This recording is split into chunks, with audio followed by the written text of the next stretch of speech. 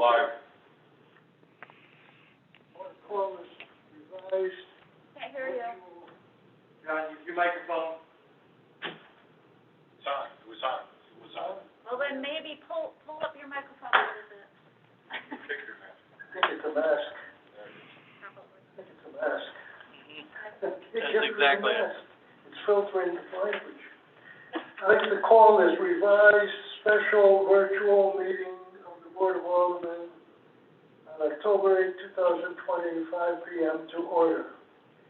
Would you kindly stand and join us in the Pledge of Allegiance to the flag of the United States of America? I pledge allegiance To the flag of the United States of America, and to the republic for which stands, one nation, under God, indivisible, with liberty and justice for all.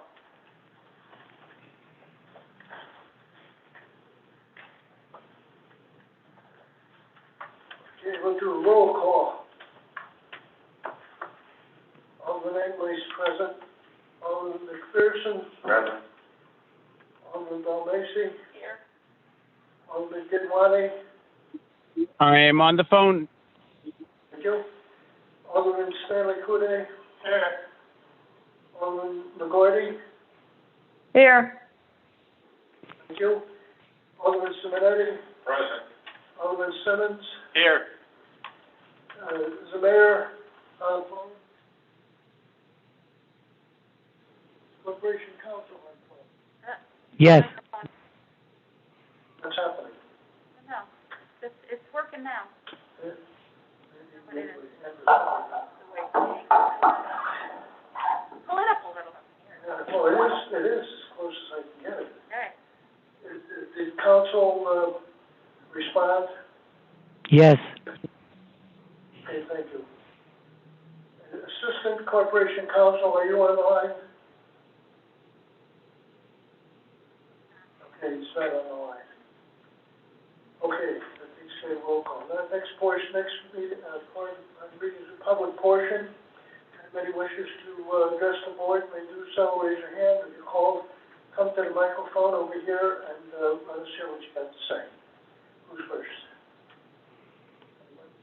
Yes, ma'am. State your name and address, please, for the record. Thank you. Sure. Lisa Hurlbert, 10 Overlook Terrace. Alderman, I'd like to call on you to figure out how to help with the school system and their capital expenditures in order to get the connectivity that we need to get the kids learning synchronously.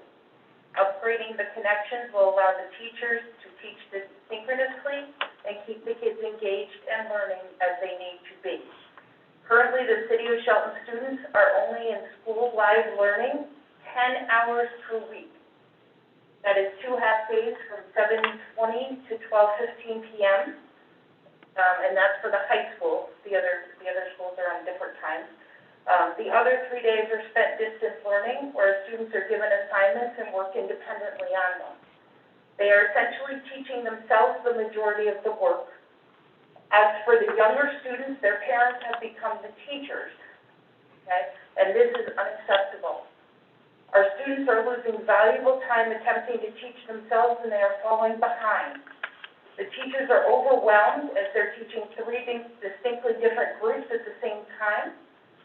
And the majority of the school districts around us have figured out how to teach live classes, but not Shelton. Okay? Only a few teachers are doing it. And the ugly truth is that if all the teachers were able to do it and logged on at the same time, the network would crash, as our outdated network is unlikely to support the amount of bandwidth needed. This is where your help is needed immediately.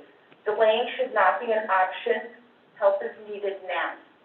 Right, the City of Shelton had a $12 million surplus just a few years ago. Why isn't some of that money available for rainy day issues such as this one? My understanding of having a surplus rainy day fund is it is to be used for unforeseen expenditures. These are the things that are impossible to foresee, but they need to be handled immediately. And we are here at a rainy day asking for your help. Right, I've read the entire charter revision, and I'm still failing to see how the creation of the Joint Technology Committee will solve these issues. The wording in the proposed section is the Technology Committee's strategy will include a multi-year view of technology needs of the city, inclusive of the Board of Education. The Technology Committee may recommend expenditures to the Board of Aldermen. The wording indicates that the new committee will still have to come to the aldermen for approval on any expenditures. So why again are we saying that it will solve all the issues? The aldermen will still have to approve the funds in the same manner, right? An alternate solution could be a line item added to the city budget funding capital expenditures for the BOE and city on a yearly basis. This line item could then be presided over by a joint committee, and there would be no need to include this in the charter revision. Right? We are asking you to step up and take action now. Delaying until the charter revision passes is only wasting time. The students of Shelton will most likely lose an entire year of education. The younger grades will struggle to catch up, and standardized testing scores will suffer. Action is needed now. It cannot wait for election time. And if the charter doesn't pass, what happens then? Right, our situation has not changed. The students are getting shortchanged in their education. The school system ranking is dropping. And Shelton will no longer be a desired place for young families to move to.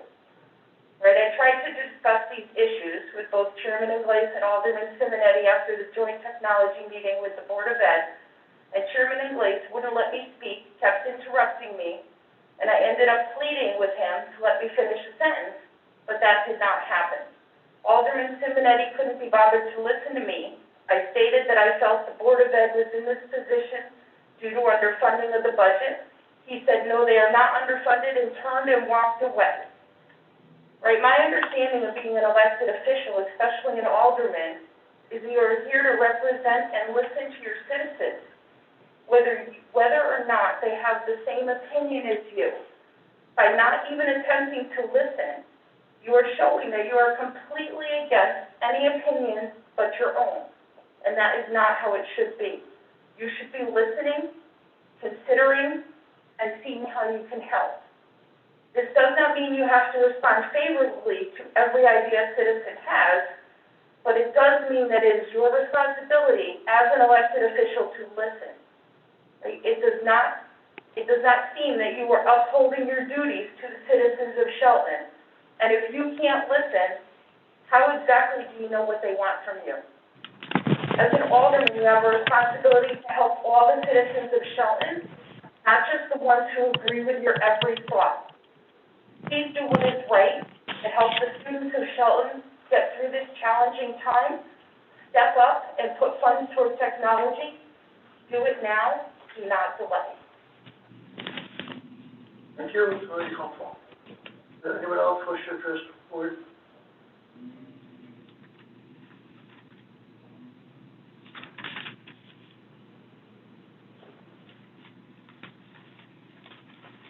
Good evening.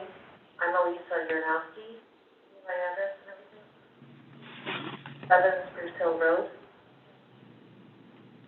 So, I apologize for arriving late. I was at the meeting last week, or 2 weeks ago, with the Board of Ed and Board of Aldermen meeting, and I knew it wasn't a public session for us to talk. But I also did, as Lisa had also done, approached both board members on both ends to discuss why this wasn't happening, why the need to fix a problem that is affecting our students, our teachers, our entire educational system in this district for a joke. And it seems like we have to go through all this red tape, and I don't understand all the nuances of what needs to be done, and I guess it was a misunderstanding that the last meeting was a formality session, and it had nothing to do with, okay, we're gonna do this, this, and this. There were no action items to take place. And at the end of that meeting, we understood that, okay, Alderman Anglesey said that you didn't want to discuss the charter revision because that wasn't the purpose of the meeting. You did address that there was need to fix our problems. And then also our finance director from Board of Ed also agreed that we need to fix our problems. So it was like you guys both took your hands and shook on it, and then that was the end of the meeting. And I left extremely disappointed, not knowing that there was not going to be any action taken, except that you guys were going to set up another meeting. And then, to that extent, it was about, well, the charter revision is going to be the solution because we will develop this joint technology committee. However, that is a long-term situation, and we have to act both interests, not just long-term. We always need to look at the long-term of things. But right now, we are in an emergency situation. Our children are suffering. I have 2 students at Shelton High School, one that has always kind of struggled, and he is dying to go back to school.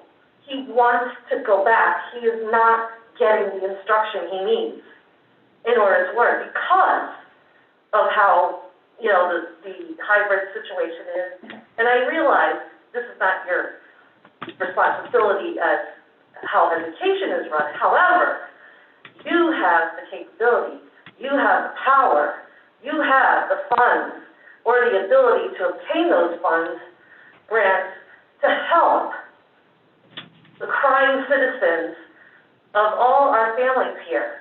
You are the ones that can make this work now. Because right now, we can't wait for the committee to meet and then go through formalities and then do the Robert's Rules of every single meeting. I mean, do we have time for this? No. For the whole past year, we knew that we were not going to have a typical school year. Board of Ed was aware, but for some reason, we weren't prepared. And it baffles me, and that's another disappointment, because it baffles me that how did they not know? And, it's a relevant question for you guys to ask. But at the same token, you are seeing people pleading with you, asking, begging, that this is an emergency, a true-hearted emergency, because if we don't get the technology that is needed right now to support our staff, our teachers, our students, for those that don't have any means, they are going to fall behind, and we are going to be less interested. Our children are going to be not just behind in their instruction, but they're also going to possibly become discouraged. There's a lot of mental health issues going on with this. There's a lot going on. And all I am asking is that you really consider that the charter revision should not have a play in this part.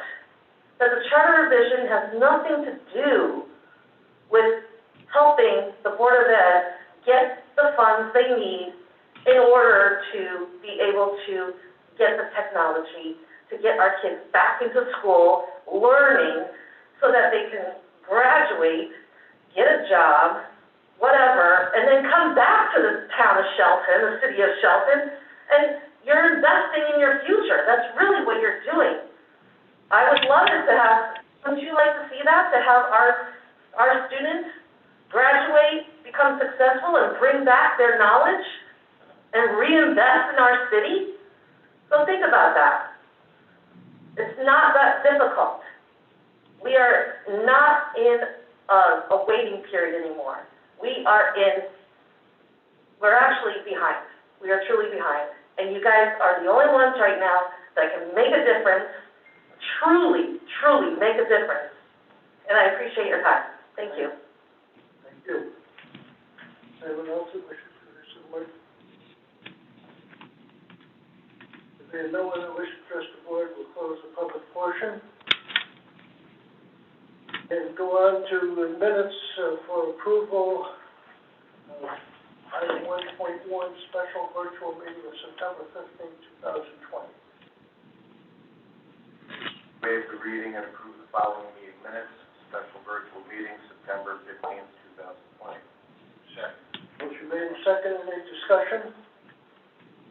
Any no discussion? All in favor? Aye. Aye. Opposed? Oh, I'm sorry, I must have, let me say this again. All those in favor? Aye. Aye. Aye. Aye. How many ayes from the telephones? I got Gidwani, Alderman Gidwani. Aye. Alderman- Aye. Both in favor? Maureen? Yes, Alderman? yes. Yes. There's a delay in the transmission, and I just wanted to be sure that I got the vote correct. So then it's unanimous. Okay, item 5.2, there's no items. 5.21, item Finance Committee. 5.2, Public Health and Safety Committee, there's no items. Street Committee, no items. Board of the Mayor, no report. President of the Board of Aldermen, I do have a report. The Board of Aldermen and the Board of Education Finance Committees met last week to discuss formation of a joint technology committee. And I thought that you should be aware of what went on since. We spoke of the pros and cons of appointing such a committee under the current charter, and why the Board of Aldermen has recommended a joint technology committee via a charter change versus appointing one under the provisions of the current charter. We spoke of the benefits of an ongoing technology body to carry over continuity of learning, as well as measuring its value to our students, teachers, and taxpayers. Several parents attended who approached us citing several technology shortcomings affecting their children's learning and asked that the Board of Aldermen do something about this. This was not on the agenda, could not be discussed, but it did not fall on deaf ears. I followed up with the Board of Education Finance Committee members, asking them to note and assess these parental concerns, determine the Board of Education/student needs, get back to us with their recommendations. They agreed to do so. I also pointed out that the Board of Education should review its capital request and, if necessary, revise it to reflect the current needs and conditions. The Board of Education must act to investigate, determine a course of action, and then make a request before the Board of Aldermen can consider it. They are a new board. They have a new interim superintendent, a new IT director, and a new finance director. They have no experienced people within the school system, within the Shelton School District, with IT history to help. They face a daunting task, and we should realize this. Well, we all know that the Board of Aldermen cannot make decisions, cannot make education decisions. I think it is important to let the Board of Education know that as the fiscal authority, we stand ready to work with them to find solutions to their technology needs. But they need to evaluate them, tell us what they are, and then let's get on with it. I would also observe that this process would be much easier and faster if we had an ongoing technology committee in place to immediately receive, discuss, and decide such issues. That is what we're striving to do. End of report. Legal report, item 6.1, there are no items. Legislative role, there are no items. Financial business role, no items. Financial business new, item 9.1, October statutory refunds. Move that the report of the tax collector relative to the refund of taxes for a total amount of $21,580.82 be approved, and that the finance director be directed to make payments in accordance with the certified list received from the tax collector with funds to come from the statutory refunds account. Motion made and seconded, discussion. Being no discussion, all those in favor? Aye. Aye. Aye. Aye. The ayes have it, unanimous, passed unanimously. Item 9.2 has been removed from the agenda. Item 9.3, funding for replacement of flooring in the community center multipurpose room, LoCIP eligible. Move to add the replacement of flooring in the community center multipurpose room in the amount of $5,269.36 to the capital improvement plan with funding to come from LoCIP. Second. Motion made and seconded, discussion. There being no discussion, all those in favor? Aye. Aye. Aye. Aye. All those opposed? Motion passes unanimously. Item 9.4, funding for plow, sander, and flatbed for Parks and Recreation Department. Move to appropriate an amount of $21,498 for the purchase of a plow, sander, and flatbed for the Parks and Recreation Department's new truck with funding to come from automatic bonding pursuant to section 7.1. Second. Motion been, somebody sent, who seconded? Okay, motion made and seconded, discussion. There being no discussion, all those in favor? Aye. Aye. Aye. Alderman McGordy? Aye. Motion passes unanimously. Item 9.5, funding for Conservation Trails Committee bond. Move to appropriate an amount of $98,000 for a conservation/trails committee barn to be located at Route 108 and Mel's Rock Road, parentheses, dog park, with funding to come from automatic bonding pursuant to section 7.16 of the city charter. Second. Motion made and seconded, discussion. Any no discussion, all in favor? Aye. Aye. Aye. Opposed? Motion passes unanimously. Item 9.6 has been removed from the agenda. Item 10.1, items to public hearing.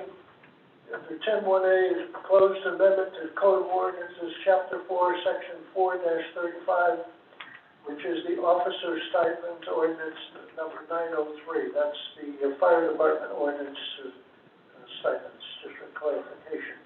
And that will be referred for public hearing. Item 10.1B is amendment to Code of Ordinances, Chapter 14, Street Excavation, Section 14-51, permit required ordinance number 877, and that will be referred to public hearing for, this is the end of this month, we don't know the exact date, on the 27th. It's on a date for public hearings. It appears that no reason to go into executive session, there's nothing on the agenda for executive session, no items. So a motion to adjourn would be in order. So moved. Is there a second? Second. Discussion? All those in favor? Aye. Aye. Aye. Opposed? So ordered unanimously. Thank you very much. Meeting adjourned at 5:25 p.m.